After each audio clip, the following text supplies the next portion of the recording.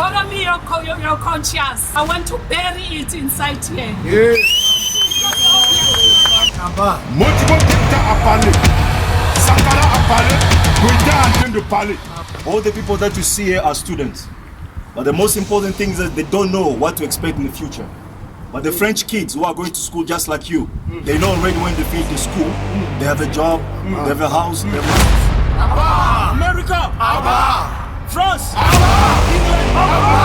Arab! Abba! Everyone! Abba! Africa, we stand together!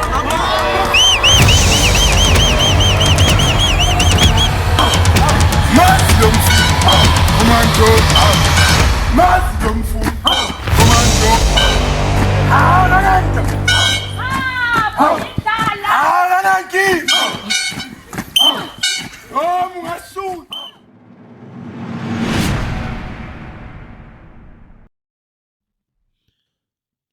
Peace and love, freedom and decolonization to all African people, those at home, those abroad, and those in the future. If you have two shoes, please sell one and buy a sword. If you have two trousers, please sell one and buy a sword, because now it is time for revolution. And this revolution is no longer on the streets. This revolution is not about burning cars to make demands, but this revolution is about building our own cars. Essentially, this revolution is in the mind, because if we are not in charge of our mind, the one who controls our mind, he controls our lives and our destiny. So, once again, please receive our revolutionary greetings from the African Continental Unity Party. My name is King Kabbalah. Once again, happy to have you on our weekly rendezvous where we talk about matters that concern us as African people. And today, we are talking about Rwanda, the Republic of Rwanda. As you might have seen in the news recently, that the Republic of Rwanda had signed some deal with the United States of America to receive migrants from the US, people who are deported from the US, people that America has described as barbaric, as illegal aliens, as violent, as criminals, not fit for the American society. These are the people that the Trump administration believes that they are fit for Africa, precisely for Rwanda, for Uganda, for Eswatini, and of course South Sudan, and with the complicity of the leaders in these small countries. So the reason why this is important that we talk about it is because it matters not just to the current leadership on the continent, but it matters most importantly to the potential leaders on the continent. Because the question is, are we aspiring to lead Africa for the sole purpose of making money, or are we leading Africa towards its liberation and the liberation of her people? I think this is a very important question, because if all that we do is to be paid, because that is what is happening here. These countries have signed a deal to receive the people who are deported from the US, people that the US does not want to see in her society, in exchange for money. So the question that we need to ask all the potential leaders, even those who are currently leaders, are we running Africa as a business just to be paid, or are we really running Africa towards its liberation and the liberation of the people of Africa and those abroad? And when we answer this question, then we will definitely be able to determine the outcome of every action that we are making. And this is very important. So, going back to the point, Africa has suffered from a lot of things, and one of them is that it always being defined by the people who are not Africans. In other words, outsiders who are at the same time oppressors of African people. You have to understand that we were once defined as colonial kind of reservoir or enclosure where European countries could come and colonize us and exploit us. Before that, we were defined as a container of slaves where European countries could come and take our people into slavery. And today we are defined as a land which has its own purpose, its own vision, its own targets. The only mission or objective that is reserved for Africa is to be exploited, and secondly, to be a dumping zone of products from the West so that we can consume. But we don't have to think for ourselves. We don't have to come up with ideas of things to do for ourselves. We just have to be there to be exploited, right? And to be consumers of whatever that is produced in the West. And today, again, Trump defines us as a dumping zone for undesired people, the people that American society believes are not supposed to live in America, but they believe they are worthy to be living in Africa. They are good for the African society. So I think you understand the psychology behind this whole politics. But what we need to talk about really is not how others define us, is how we accept to be defined. How do we define ourselves as African people? Through our actions, what we go for, what kind of deals we sign with them. All these things speak loudly about how we think of ourselves, how we define ourselves as African people. And I'm talking now about the current leaders and most importantly, the potential leaders, so that we understand how we are supposed to define ourselves as African people. Look, man, we are the land of humanity, right? Our ancestors, right, created the civilization that was based on humanity. And today we are being turned into a kind of a continent which is a dumping zone for things that other people believe that are not desired in their society. So I think we have to really question ourselves about this whole politics. But the most important thing that I want to talk about in this presentation, actually two things that I want to talk about, is the orientation of our politics, the first thing. And the second thing that I want to talk about is the difference between ambition and vision. Now, the first point is that every country in this world, or I want to say every group of people in this world, whether you talk about the Chinese, the Arabs, the Indians, the Americans, Europeans, all of them have what is called strategic goal or goals. Now, their strategic goals in most cases are, when it comes to outside politics, their strategic goals are mostly about extending their influence, right? Or creating zones of influence, right?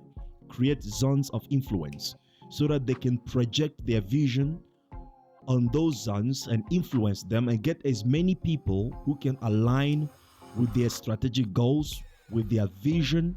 And that's how powers, that's how countries rise to power. That's how empires are built, is when you are able to get as many people to align with your strategic vision and goal, right? And have those people working for that vision. Then you have a great empire. You are expanding, you are growing. So the people of the world do that, unlike us African people. So when you look at all that we are doing in our politics, our economy, everything that we do, you realize that our objectives, our strategies on the continent are to turn ourselves as the agents of other powers' strategic goals and vision. So in other words, the United States of America has, or I should say, the United States of America have what we can call the strategic goal in Africa, which is, of course, as I said, among other things, to extend their influence in Africa. Then when it comes to Rwanda, when it comes to some African countries, their goals is to become agents of American influence. And this is the problem of the continent. And this is what we can see through all these deals that are being signed, without paying attention to the value of life, to the humanity of a life, of a human being. So it means all that we are doing as we are divided, broken into pieces, pursuing different and contradictory goals. What Rwanda is trying to achieve, what Uganda is trying to achieve, what Congo, what Ghana individually, what we are trying to achieve is to become agents of American influence in Africa, or Chinese influence in Africa, or Great Britain, right? The UK influence in Africa. So in the zone where we find ourselves, for example, Rwanda in East Africa wants to become the privileged agents of the US influence on the continent or on that particular region, so that everything that the Americans want to do in East Africa have to be done through Rwanda. And the question is, what do they want and what do they have always wanted to do on the continent if it's not to exploit our resources, to exploit our people, and to keep out underdeveloped and under their hegemony? So this is very important that we have to understand. This is exactly what is happening, because when you study all these deals, you see that they have done it so that they can, of course, please America, to get some profits from America in terms of the deals, avoid sanctions, all this nonsense, all geared towards money, which of course enter in the category of becoming a favorable agents of the American hegemony in the region. So with this, the question that I'm asking is, how are we going to make sure that Africa is united, Africa is liberated, and Africa is self-emancipating? Because whatever that the Americans want to do in the regions, for example, the Americans want to do in the region is to destabilize the region. So if one country in that region, like Rwanda, for instance, says that we want to be your agents to help you strategic goal, to help your influence in the region, it means indirectly Rwanda positions itself as a destabilizer of other countries in the region, because we know there's no hidden truth about it. Whatever that Americans do in the world is always to create destabilization, to create chaos, division, and most importantly, to control the area through those strategies of destabilization, conflict, and division. What they do is to create chaos. In that chaos, then they are able to take control of the reality, of the resources. That's what they have been doing throughout the history. Study the history of Americans. Wherever they've gone, they've created chaos, division, wars, so forth and so on. But this extends to the whole European hegemonic global vision.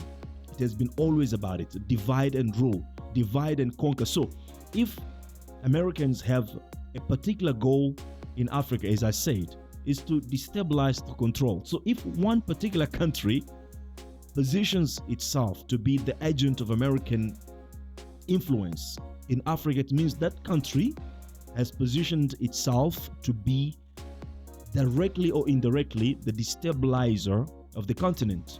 And in these conditions, we cannot achieve unity, we cannot achieve peace, we cannot achieve the liberation that we want in the continent. And this is the first problem on the continent. So for us to build this beautiful continent, which is our inheritance, the only one that we have, and possibly the one that our children have, we have to decide whether we are here only to do crazy things to be paid by the Americans, by the Westerns, by the Western society, or we are going to sacrifice a little bit in order to achieve a holistic goal or holistic objective of liberation of Africa and emancipation of her people.